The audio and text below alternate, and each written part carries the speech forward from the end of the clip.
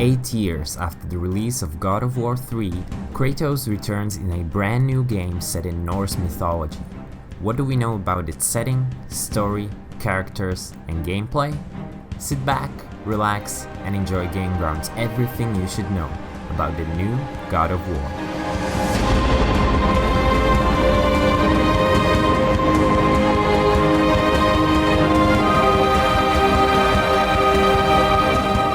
First off, many people think of this as a reboot, but that's not really the case. Sure, the gameplay has been reimagined, but Kratos is still the same character. He is still the same guy from the original games. This has been made clear by his ability to deploy Spartan Rage, as well as by Sony specifically confirming it's him.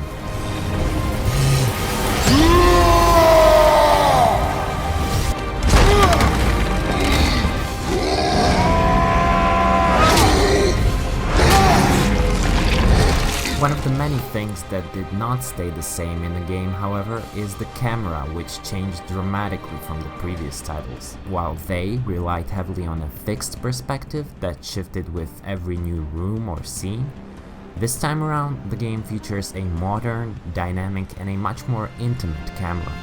The player's viewpoint is zoomed in closer behind Kratos, similar to games like Tomb Raider, The Last of Us, or Horizon Zero Dawn.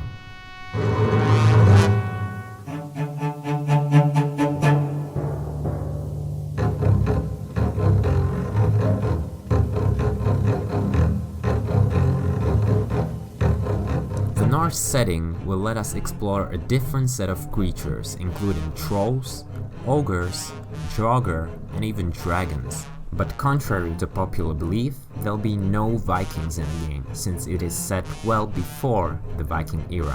As Cory Barlog, the game's director who also directed God of War 2, explained, "A lot of people think Norse, they think Viking. But there's really this amazing prehistory, the migration, and then prior to that, the pre-migration era. In the Viking era, they always talked about the gods have abandoned us. Thor and Loki and Odin all walked the earth at one point, but they're not around anymore. The Vikings fight for them, but they're not there." The new game is set at a prehistory point where gods did walk the earth, when monsters were real, before they became extinct.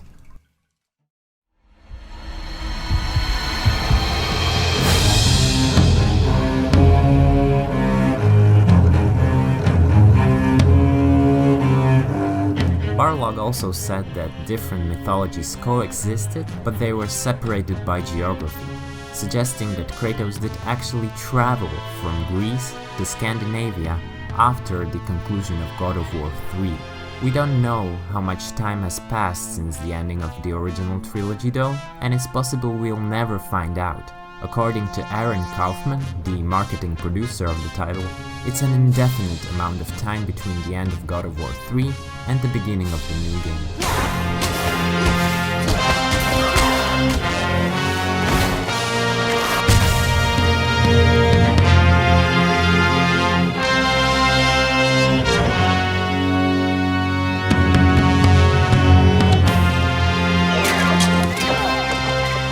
What are you doing? Now his guard is up. Only fire. Only fire. When I tell you to fire.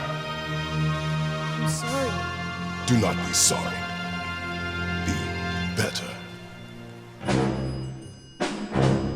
As I've mentioned, Kratos is still the same guy from previous titles.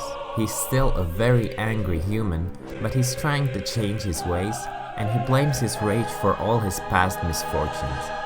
According to Barlog, what's changed is that Kratos now has realized that not everything he has done in the past has worked. His vengeance and blaming of others and saying other people did this to me, now he has realized that it's not gonna change him, so he needs to change himself.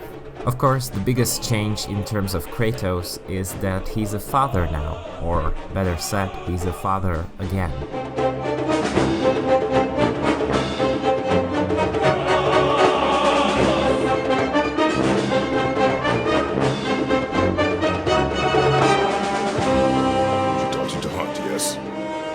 Yes, sir. Then show me what you know.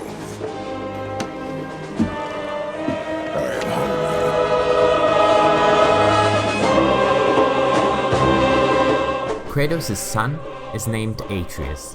While we may not know a whole lot about his origins, we definitely know how he functions in the game. When accompanying Kratos, he can fight alongside his dad, with the player controlling Kratos and calling on his son for help. When you hit the square button, which is dedicated to the son throughout the game, Atreus can for example jump on enemies' back or start firing arrows, and then you as Kratos can throw the axe. In addition, Atreus will have his own skill tree, therefore his abilities can be upgraded. And also he can be used in non-combat ways. He can solve puzzles and translate runes. Since Kratos does not speak the regional dialect, his son becomes indispensable when it comes to reading text and conversing with the locals. Anytime you have a writing on the wall, Atreus will be the one reading it. From a story perspective, Atreus is the humanity that Kratos lost. He's helping Kratos understand what it was like to be human. The kid is the one always saying, look, not everyone's a bad person, we have to be open to this. The giant world serpent in the gameplay trailer, for instance, would normally be a huge boss fight in other God of War games, but Atreus tries to convince Kratos that the serpent wants to help them in this next chapter in the series.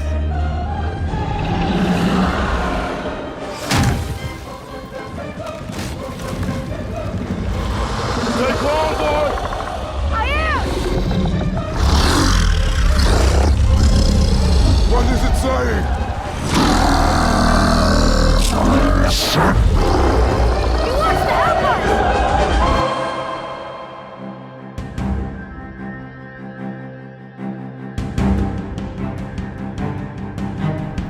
There will be a less linear feel to this game. It won't be an open world sandbox, but exploration will be encouraged. You can expect extensive but still kind of linear environments, similar to games like Tomb Raider or Uncharted 4.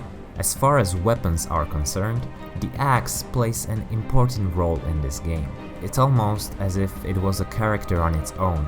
It is a piece of history that directly connects to Kratos and Atreus, and it connects to the rest of the world as well. This history hasn't been revealed yet, but it will be told throughout the game. Though the last God of War game, 2013's God of War Ascension, featured a competitive multiplayer mode, with the PS4 God of War, Sony Santa Monica chose to focus its efforts on producing a polished single-player experience. So far it looks like there will be no online component to this game whatsoever. Multiplayer maybe wasn't a very discussed part of the God of War games, but that cannot be said about the infamous sex sequences. Unfortunately and understandably, it's been confirmed that they will not be returning this time around, so don't hold your breath for any Nordic women hanging out in bathtubs in this title. Another sexy fact told to Kotaku is that along with animal fur moving in real time with the environment, so will Kratos' beard. God bless PlayStation 4. Cory Barlog has teased that at some points of the game, up to 100 enemies will appear on screen simultaneously. And speaking of what will appear on the screen, there are no camera cuts in the game. That's right, the entire title will be presented as a single, uninterrupted shot with no cuts, loading screens, or cinematics. There won't even be a situation where the camera cuts away to show you what someone else is doing. This is completely unprecedented in today's video games, but we can already get some idea of how it will work from 2016's E3 gameplay of the game.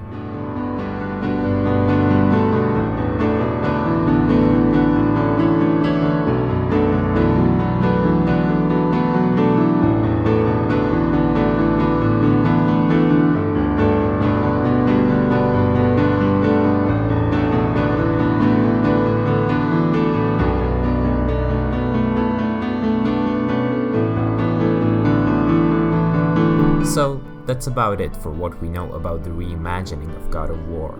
There is a new dynamic camera, but there will be no Vikings, no sex sequences, and no camera cuts in the game. We play as the same Kratos we know from the old games, but he's a father now. His son, Atreus, fights along his dad, and also translates Norse texts and conversations. Wow, that was something, that fight.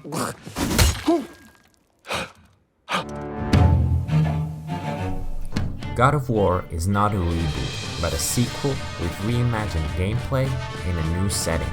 It is coming to PlayStation 4 and PS4 Pro in early 2018. Are you excited about the game? What did you think of this video? Share your thoughts below and subscribe to the channel for more. Thank you all for watching. This has been GameGround. See you around.